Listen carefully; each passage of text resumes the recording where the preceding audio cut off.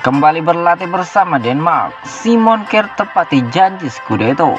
Pemain bertahan AC Milan, Simon Kjær, menepati janjinya soal jenggot mengingat ia terlihat dengan tampilan baru saat menjalani tugas internasional bersama Denmark setelah mengalami cedera ligamen krusiat dan kolateral yang memaksanya menjalani operasi. Kjær kini kembali berlatih bersama anggota skuad yang lain bersama tim nasional Denmark meskipun ia tidak dipanggil oleh tim.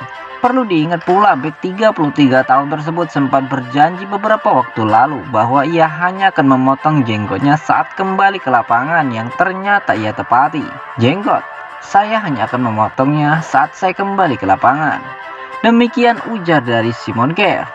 Mantan bintang Sevilla itu telah menjadi salah satu sosok penting di skuad rossoneri sejak kedatangannya pada Januari 2020 lalu setelah masa pinjamannya bersama rival Serie A Atalanta tak berjalan sesuai harapan sebelum statusnya dipermanenkan musim panas tahun tersebut. Pemain internasional Denmark tersebut lantas mengalami cedera serius dalam pertandingan Liga melawan Genoa akhir 2021 lalu yang lantas membuatnya terpaksa absen selama 6 bulan dan harus mengakhiri musim lebih cepat. Kini Simon Kjær tampaknya telah sepenuhnya pulih dari cedera dan Milan tentu berharap leader mereka di lini pertahanan bisa kembali merumput.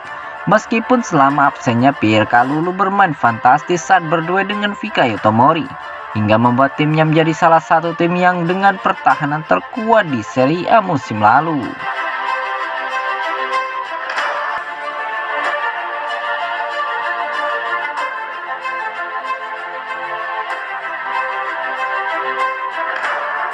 Tinggalkan Inter, Red Bull ingin segera bangunkan AC Milan stadion sendiri. Diavolo Rosso semakin cenderung untuk terus maju dengan proyek mereka sendiri dalam membangun stadion baru di daerah Sesto San Giovanni. Hal terjadi setelah pihak pemerintah kota Milan terlihat terus memperlambat keinginan klub untuk membangun stadion baru.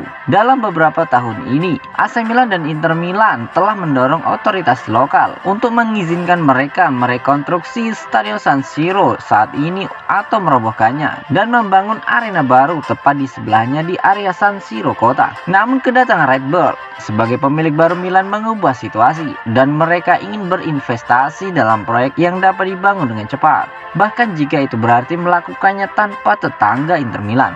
Sudah ada peringatan keras bahwa jika Dewan Kota tak bisa diajak bekerja sama terkait pembangunan stadion baru, AC Milan telah siap untuk pergi dari wilayah kota Milan. Tujuannya pembangunan stadion baru Milan adalah kota tetangga yang tidak terlalu jauh, yakni Sesto San Giovanni.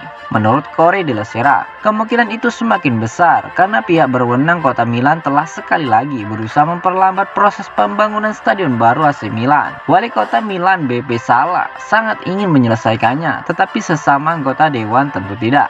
Dengan banyak dari mereka bertekad untuk memasang penghalang jalan sebanyak mungkin agar AC Milan dan Inter Milan tak membangun stadion sendiri. Milan dan Inter saat ini menyewa stadion San Siro dengan harga sekitar 20 juta euro per musim, yang berarti mereka juga tidak mendapatkan keuntungan penuh dari pendapatan yang akan disediakan oleh stadion milik sendiri. Sekarang dilaporkan bahwa anggota pendiri Red Bull, Jerry Cardinale, telah bertemu dengan wali kota Sesto San Giovanni, Roberto Di Stefano, pada awal pekan ini untuk membahas potensi membangun stadion sendiri AC Milan di sana.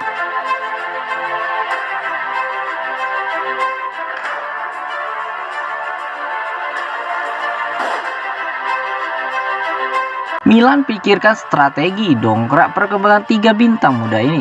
AC Milan harus mengambil keputusan terhadap beberapa pemain muda jelang bergulirnya musim baru nanti dengan 3 bintang memasuki tahap krusial dalam perkembangan mereka. Saat ini terdapat 3 bintang muda rossoneri yang tengah menjadi sorotan menyusul bakat luar biasa yang mereka miliki, namun belum mendapat banyak ruang di tim utama. La Gazzetta dello Sport memulai ulasan mereka dari Daniel Maldini yang memainkan 8 pertandingan dengan total 143 menit di Serie A musim ini. Ia baru berusia 20 tahun dan memiliki kontrak hingga 2024. Meski ia bakal membantu dalam komposisi daftar skuad klub yang memerlukan jumlah tertentu produk akademi, skenario paling mungkin adalah ia bakal dipinjamkan demi mendapatkan lebih banyak pengalaman. Lorenzo Colombo telah kembali dari masa pinjamannya bersama Spal di Serie B. Saat ini ia mencetak 6 gol dalam 34 penampilan. Namun seluruh golnya dicetak pada periode Agustus hingga Desember. Masa depannya masih tak menentu, namun ia tetap merupakan pemain muda menarik yang Diavolo yakin bisa dikembangkan. Terakhir ada Marco Lazetic. Ia adalah rekrutan terakhir di era Elliott Management. Mengingat kepemilikan telah berpindah ke tangan Red Bull Capital. Dibeli dengan harga sekitar 4 juta euro atau 62 miliar rupiah Januari lalu. Ia lebih banyak bermain bersama Primavera dengan mencetak 5 penampilan dengan 1 umpan gol. Lazetic kemungkinan akan dipinjamkan ke klub mediocre untuk mendapat lebih banyak jatah waktu bermain dan beradaptasi lebih jauh dengan Serie A, mengingat ia belum terlalu bersinar di Primavera. Langkah yang sama mungkin akan dilakukan oleh Milan pada Maldini dan Colombo.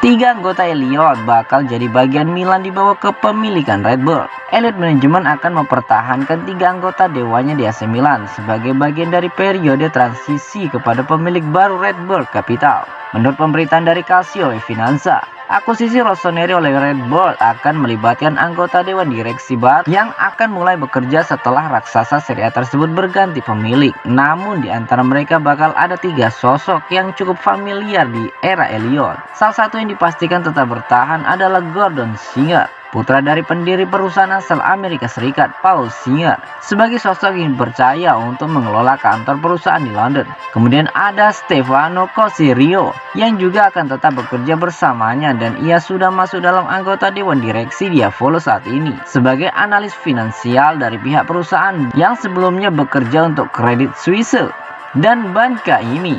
Terakhir orang yang akan tetap bersama raksasa Serie A tersebut di bawah pemilik baru adalah Giorgio Furlani sebagai manajer portofolio dari sang pemilik lama. Sebagaimana diketahui bersama, Red Bull telah resmi menjadi pemilik baru Milan pada hari Rabu kemarin dengan proses akuisisi diperkirakan bakal rampung paling lambat September mendatang. Dengan selesainya transaksi tersebut, klub telah 3 kali berganti pemilik sejak Silvio Berlusconi mengakhiri era 30 tahunnya bersama raksasa Serie A dan menyerahkannya kepada Yong Hong Lee pada 2017 silam.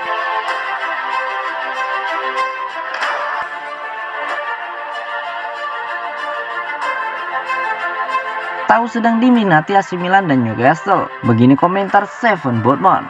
Steven Boutman telah mengonfirmasi waktunya di Lille telah berakhir dan ada minat dari Milan dan Newcastle United, tetapi belum membuat keputusan tentang langkah selanjutnya.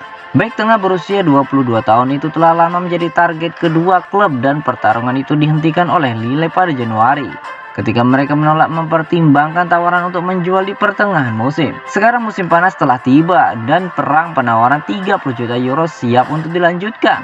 Meskipun banyak hal telah berubah di Milan dengan kedatangan pemilik baru Red Bull Capital.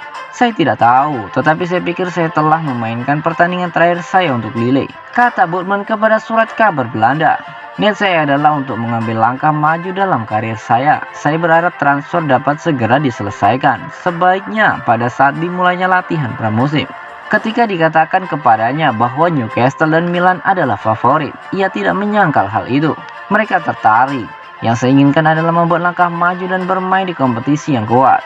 Saya tidak sabar. Bukan hanya klub atau kompetisi yang akan membuat saya memutuskan satu atau lain cara. Saya juga perlu merasakan sensasi yang tepat di sekitar klub. AC Milan berada di Liga Champions untuk musim kedua berturut-turut dan kali ini adalah unggulan teratas dalam undian setelah memenangkan gelar Serie A pertama mereka dalam 11 tahun. Newcastle United bermain-main dengan degradasi Liga Premier Inggris musim ini. Meskipun mereka sudah diakuisisi oleh dana investasi publik Saudi pada Oktober 2021 silam.